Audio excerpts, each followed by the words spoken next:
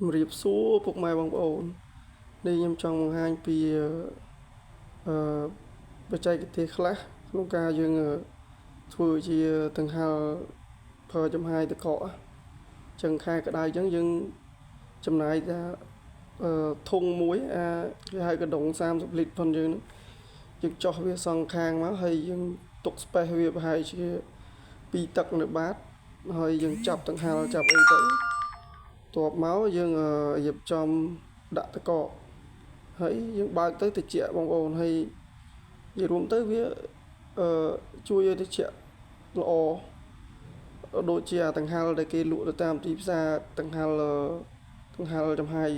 តកកណាចឹងនេះខ្ញុំធ្វើឲ្យគឺល្អគឺវាតិចអញ្ចឹងវាជួយយើងបានច្រើនដែរហើយកាត់ថយការចំណាយគ្រាន់តែយើងមានដង្ហែដែលចាស់ចេញពីទិញពីកន្លែងឥតចាយក៏មានហ្នឹងឬក៏